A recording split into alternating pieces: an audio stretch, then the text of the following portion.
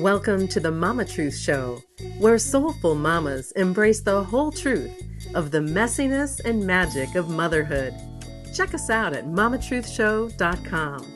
Here's your host, Amy Ehlers, the Wake Up Call Coach. Happy Mama Truth Monday. It's Amy Ehlers, the Wake Up Call Coach here and creator of the Mama Truth Circle. Check it out at mamatruthcircle.com because the circle is open. Okay, mamas. So I'm so excited and delighted, as always, as usual, because I bring on such amazing, inspiring guests onto the Mama Truth Show. And I'm so excited today to have Lynn Johnson, who is the co-founder and CEO of Spotlight Girls. She's also the producer of Go Girls Camp. And they right now actually are doing this incredible thing where you can actually invest for as little as $500 in taking their camp to the next level and in taking Spotlight Girls to the next level. So you can check that out at wefunder.com/Spotlight Girls. And their general website is spotlightgirls.com. So all of that is, of course, in the show notes. But today I wanted to bring Lynn on today to really go deep with me and how we can infuse our girls with self-love and self-compassion. Because my oldest daughter, Annabella, has been going to Go Girls Camp since the day that she was old enough to go, and always comes home from Go Girls Camp lit up from the inside out, feeling so good about who she is, feeling like she belongs. And I wanted her to really infuse all of us today on this show with some incredible tools so that we can help our girls feel that way in everyday life. So thank you, Lynn, for being here. You're welcome. Thanks so much for having me. Yes. And you're also a mom as well. Tell us a little bit. You know what? Actually, let's start. I would love for you to just tell us a little bit about your journey over the, not only to becoming a mom, but also with your journey of starting this incredible revolution with Spotlight Girls. Sure. Yeah. It's my various birth stories. Yes, exactly. All of these multiple pregnancies that you've held, right? Yes. Cool. Yeah. Okay. Well, let's see. Well, my business came first. So I started my life as a theater teaching artist. So I was like a drama kid, drama geek, and very much still as a kid, started teaching other kids and loved teaching drama and loved teaching theater. And I was always the type that was really interested in what's called devised theater, which is, working with a group of people to create our own plays, kind of from the ensemble. And I was never that particularly interested as a teacher and director in pre-scripted work. I'm not exactly sure why, but I think it was a precursor to what I do now. So I was always... I love that. Lynn, that my degree is in drama, right? Like that we are fellow drama. Like I'm a classically trained actress. Yes. That's so great. I know. Fellow theater geeks unite. I love it. Of course. That's why we left each other up the minute we met each other. Exactly. Yeah. Exactly. Yeah. I think part of it is because I think that I just wasn't that versed in scripted stuff, and so I was just like, I'll make up my own. I think there's kind of a little bit of that. So I met my wife, Allison Kenny, in 2002, and we were drama teachers. We met being drama teachers at a summer camp in Marin County, California. Awesome. And knew at that time that we, like any crazy entrepreneur, like I can do this better than anybody I've worked for. So at that time, we both almost immediately fell in love and decided that we wanted to, create our own camps and programs for kids. And we were doing work with kids, with all kids, girls and boys at first. We were called Glitter and Raz Productions back then. And one year, one of our Glitter and Raz camps, only girls signed up for it, like by accident. Interesting. Girls. Because we were already doing like, how do we create plays with kids that explore social emotional themes? So that summer we're like, oh, okay, well the theme will be about the magic and power of being a girl.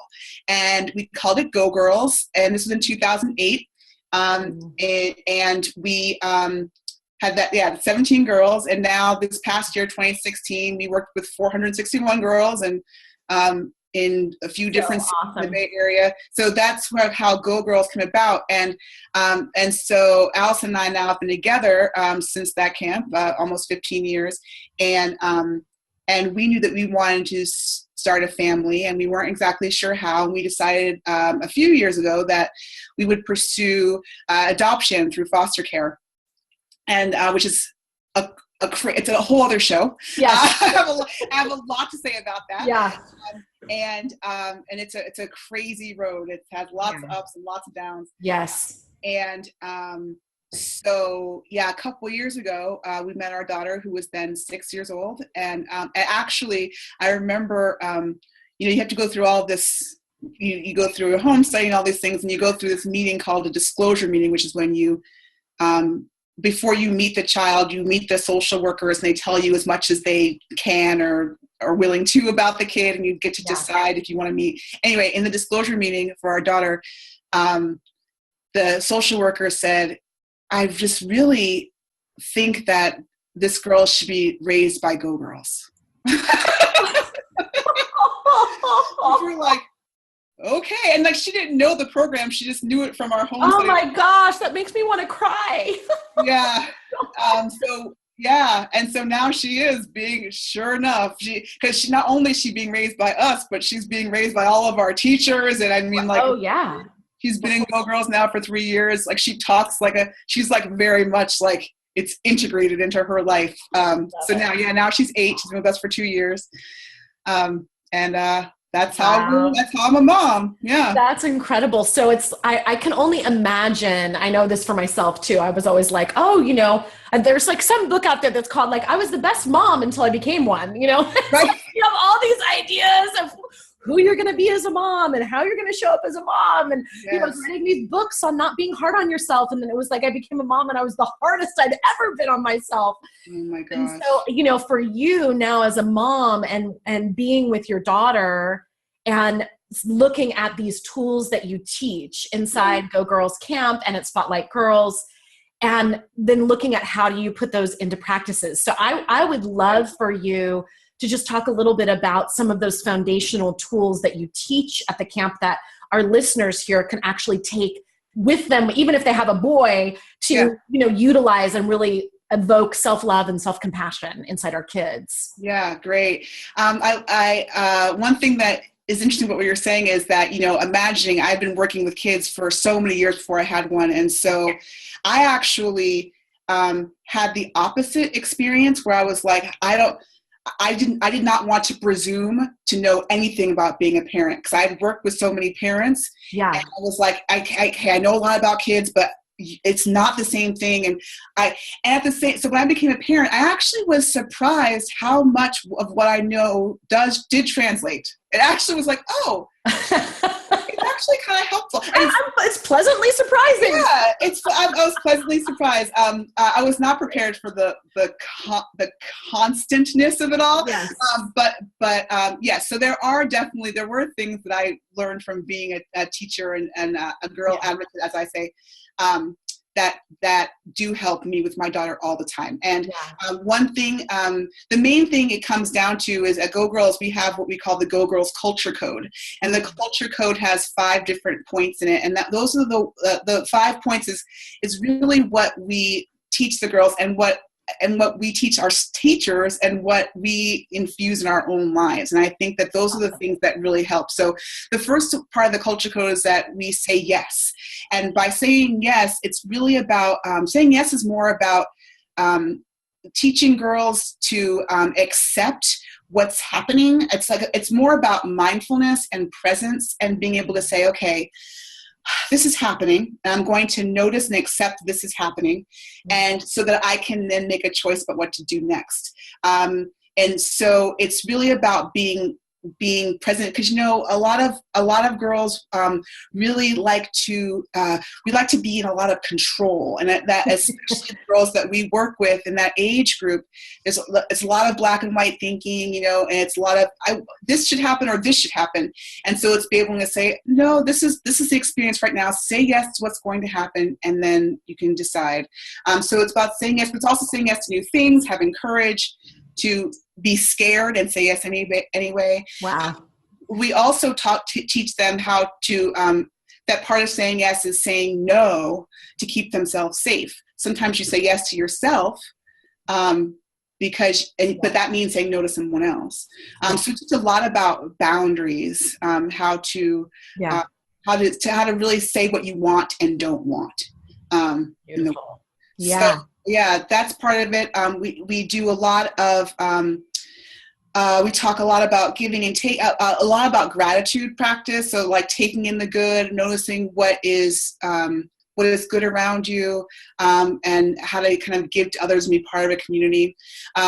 One of the main things about like your, kind of in self-love and self-compassion for girls, we define compassion. With girls, I define compassion as loving all of life, including myself, no matter what. And it's like that kind of, because, on the other side of compassion is suffering, right? And so it's like when things are going wrong and we're having these kind of feelings of like, oh, or there's actual pain, compassion is about like, so that's that no matter what part. Compassion is about how do you show up and like it with this full love, right? And that needs to be turned inward a lot. So a big part of our culture code, the center of it, is about making mistakes. It's on the posters in back of me, right? It talks about yeah. So that's from our culture code. So just for people that are listening just to the audio, the poster says, "I am a go girl." That means I make mistakes. Yes, I make mistakes. And we do a lot of work around that. So one practice I can share around that is we have something called the Tower of Oops at All Girls Camp. And I encourage you to build one of these at home. So we actually did not make this up. Tower of Oops was created by a good friend of mine who's a man, who's an expressive arts therapist named Phil Weglars. And he created it actually for a boys' camp. So if you have sons, this is fantastic too. Yeah. So a Tower of Oops can be anything. We make it out of cardboard boxes. It could be, like a water, it could be anything. But it's just a receptacle. And you give your daughter or your son an opportunity to write down mistakes. And sometimes we talk about mistakes with our children, right? So even at dinner, sometimes Alice and I will be like, what mistakes do you make today? And our daughter loves hearing that, right? Loves hearing all of us be that vulnerable and just say, like, we all do it. We all make mistakes. My daughter is one who definitely can really suffer when she makes mistakes. She really struggles with perfectionism. So you normalize it. Yeah. We make some mistakes. So you write them down on a piece of paper and you throw it in the Tower of Oops. And that's where it lives. And it's a simple expressive arts practice to kind of throw that away, let it, and sometimes we'll celebrate it. We'll be like, whoops, woo, yay. But then it's an opportunity to grow and change. So then I love that. Okay, so I have to tell you that when Annabella was in Go Girls Camp this last summer, I actually got a ticket on the way, like a traffic ticket, got pulled over on the way to the camp and got a ticket. And if you could have, I wish that you could have been in the car to have heard, because I was like, well, mommy made a mistake, and I got caught making the mistake and now I'm going to have to pay this fine, and I was just like, oh my, I hadn't gotten pulled over by the police in 15 years or something. And I was there in the car and I was embarrassed. My kids were in the car and I had been, did the wrong thing. And if you could have heard my daughter teaching me about the Tower of Oops and mistakes, she was like, oh, this is a mistake and everyone makes mistakes. We can put it on the Tower of Oops, mommy. Like, she was the little leader, the little beacon of hope in the car while I had got this traffic ticket and while the officer came up to the window and wrote me this. It was the cutest thing ever. So thank you for the Tower of Oops. And I encourage everyone listening, all of you mamas, whether you have boys or girls, no matter how old, do this, because it's so powerful for us to learn how to not beat ourselves up when we make a mistake. Yes. So powerful. It's so powerful. Yeah. I used it the other night. I was like, oh, and it doesn't even have to be a real thing. You just like the gesture, just throw it away, throw it in. Oops. Yeah. Yeah. And then maybe find that, and then did she ask you, what did you learn, Mama, from your mistake? Did she ask you? She totally, she took me through the whole process. I'm telling you right now. She took me through, and I was like, well, it's been a long time since I've gotten a ticket, and I'm so grateful because it was a total, like one of those police stings. I actually have a show called The Traffic Tickets Wisdom. It was like one of those things where there was like literally 50, cop cars, and they were hiring a person to cross the street. And I didn't see the person until they were already in the crosswalk. I did not nearly hit him or whatever, but I was like, oh, and I like had that split second decision. And I thought the best thing was to just very slowly roll over that, because I was kind of halfway through. And anyway, so she, and I was like, I'm so grateful for that woke me up, because imagine if that was a lot bigger of a mistake. I'm so grateful. So we talked about that and all of that. Yeah.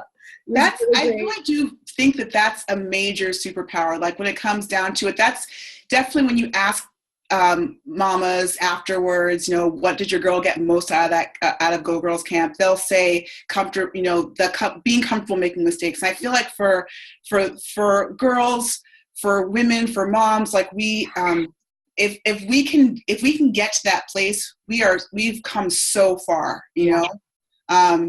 That's like a big thing. Another one I want to share, but make sure I share before I stop sharing is we do a lot of work, around emotions and emotional regulation, and how to feel your feelings, and what that means, and how to honor all feelings, no matter what. And one thing we say is I can feel angry and happy and everything in between. And so this is actually a practice for grown-ups. So for the parents out there, it's called emotion coaching, which again, we did not make up, but comes from the work of Dr. John Gottman, who's I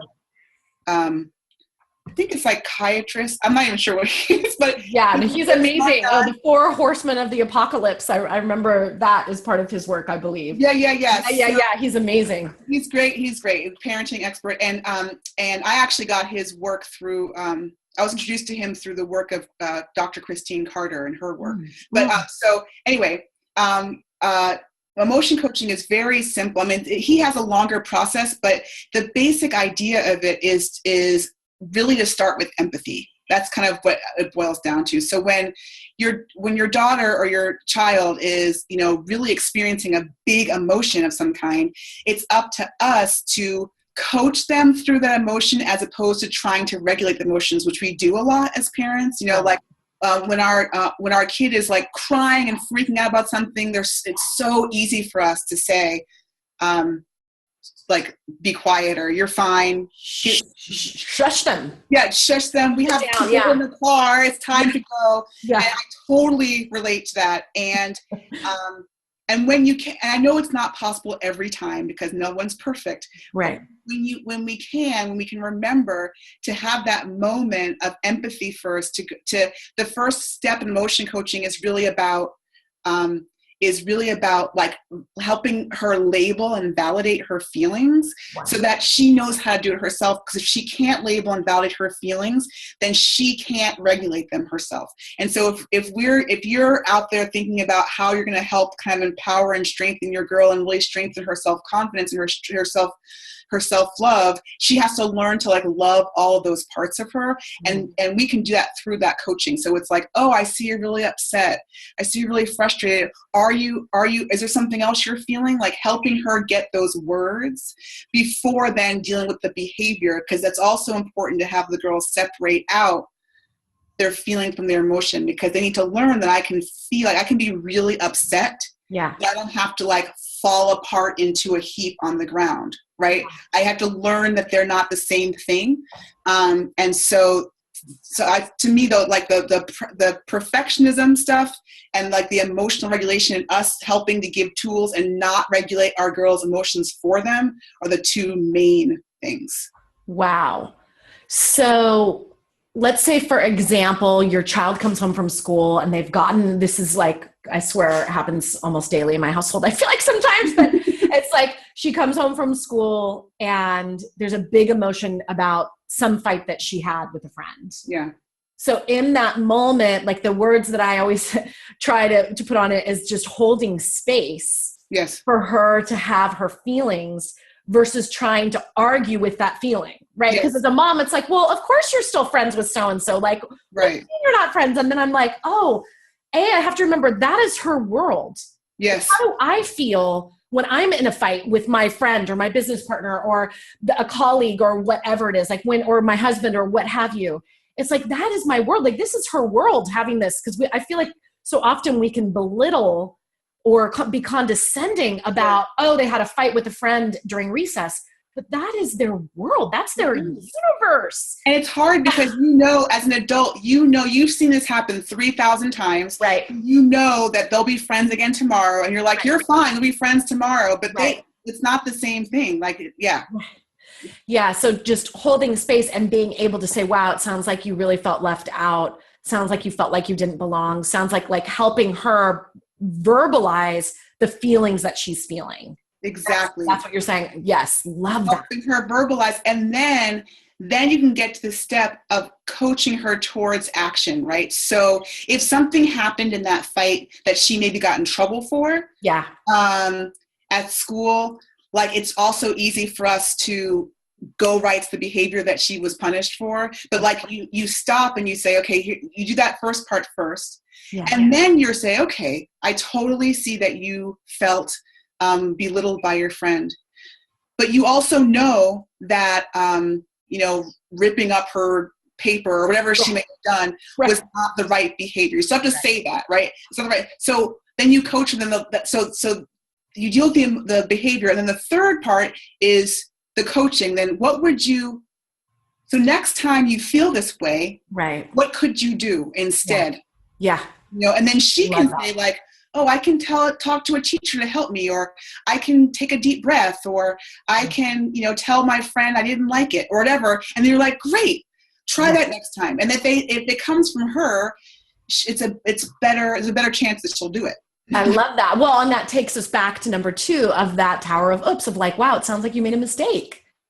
Yeah. And like getting like, gosh, you ripped up that paper or whatever the situation is. And it's like, oh, wow, you really made a mistake. Yes. So to have that self-forgiveness around the mistakes that our kids are making. Yep. I mean, this is all, you know, huge, huge stuff for them to be learning at such a young age. I mean, I feel like when I was that age, it was like, I was either like we were talking about, I think before we started recording, but that label of like, I was either a bad kid, acting like a bad kid, or I was a good girl and I was acting like a good girl and the teacher's pet and doing that thing and trying to live up to those different labels. And not understanding that part of me is a rebel and part of me is a really good, like, compliant kid. So it's like being able to be in that, the messiness and the complexity of who we are as human beings and on the soul level.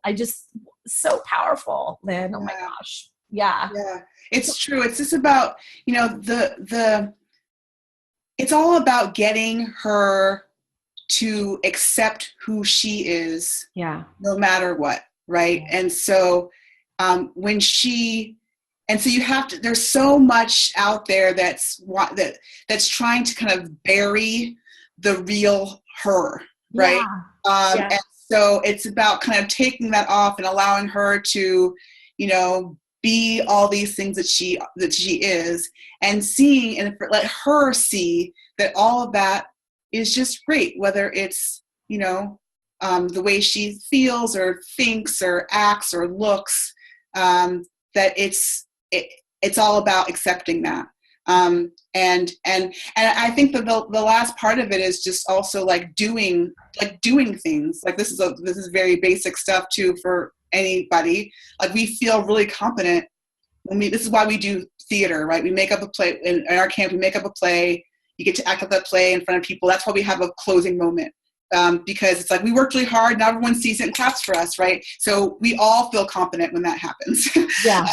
And so like, how many opportunities can your kids have to actually do something that they've made and done, and that you go, you did it. And not in this kind of like crazy, like, oh my gosh, it was the best. You're the best ever. And like, I've never seen any art better than that. Because that's like not actually true. And when I ask kids, they do know that their parents are lying, by the way. Parents say that. But it's about celebrating that they've done it and celebrating their effort and celebrating that they have like you worked so hard and you accomplished this thing and you were fantastic, right? So, and whatever it happens to be, whether it was making art or, Yeah. test or whatever it happens to be. Yeah. Yeah. So really being able to bring in acknowledgement and celebration into our kids' lives and allowing those moments to occur. I love it. Oh my gosh. I can't believe that we need to start wrapping up, but I thank you so much. So I just wanted to review. You said there was 5. So I don't know if we got to all 5. Saying yes, mistake. So there's say yes, give and take. Give and take. Make mistakes. Make mistakes. Feel my feelings. Feel my feelings. And then I guess I did touch on the last one, to take center stage, which is like using the power of your voice, body, or imagination to like make something in the world. Love it. Oh my gosh. Everyone, I'm sure you can see why I like Go Girls Camp is my daughter's favorite camp. It's my favorite camp that ever existed under the sun, and everything that they're doing at Spotlight Girls.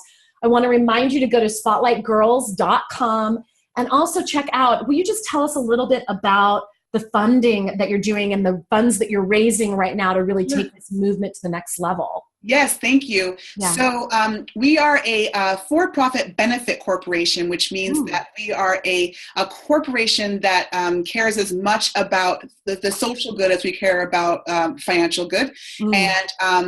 And we are able through crowdfunding now to be able to bring investors into our business to help us grow what we're doing. So like I said, we work with about 500 girls right now in the San Francisco Bay Area, but we really want that to be more, and we want to eventually be able to expand through franchising so that other amazing women around the country who want to be able to do what we're doing, you'll be able to kind of buy in and do our camps and classes as well. So in order for us to grow our business, we need investors. So if you are interested in kind of being part of a business that is really doing good in the world and receive a financial return on your investment, you can visit us at wefunder.com/spotlightgirls and learn more about that investment opportunity. Awesome. Huge opportunity. I love that there's these crowdfunding sources that are enabling stuff like this, because I know that so many people want to be able to invest in companies like yours, and there hasn't been a really easy platform. So you have a round of funding that's happening right now, and that's closing in December, right? Yes. Mm-hmm. So definitely, I really want to encourage everyone that's been inspired by what Lynn has shared here.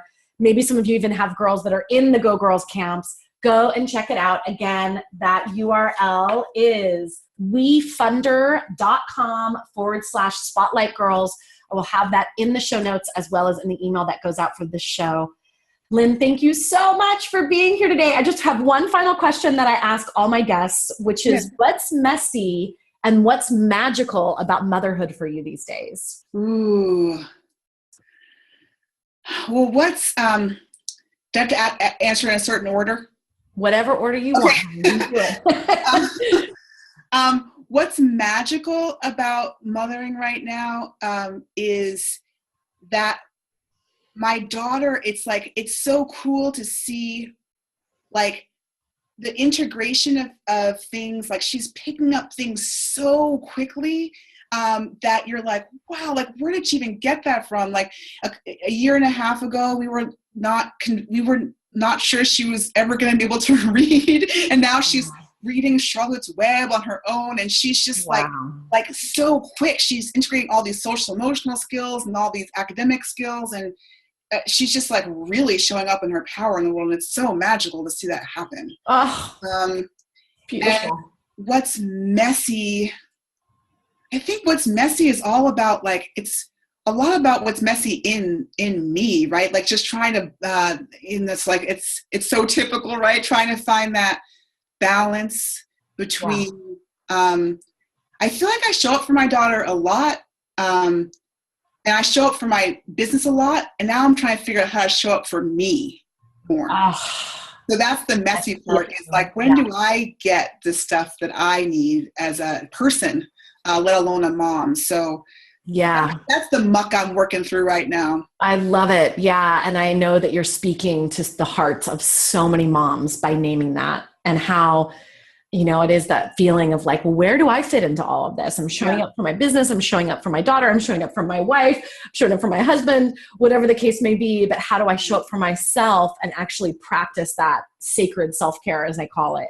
Yes. myself. And so beautiful. Thank you for so vulnerably sharing. Yes. Thank you. And thank you so much for doing this, the Mama Truth Circle. It's so great to be a part of this. Thank you, Amy. Oh, my pleasure. So with that, mamas, I'm sending you off. Thank you so much for tuning in. Until next time, keep embracing the messiness and the magic of motherhood. Bye-bye. Thanks for listening, mamas. Did you know that Amy has a new ebook out? It's called Sacred Self-Care for Moms, 7 Steps to Nurturing Yourself so you can be the mom you were born to be. And you can receive your free copy by going to sacredselfcarebook.com. That's sacredselfcarebook.com. And please don't keep the Mama Truth Show a secret. The biggest compliment you can give is to share the Mama Truth Show with your loved ones and write a review on iTunes.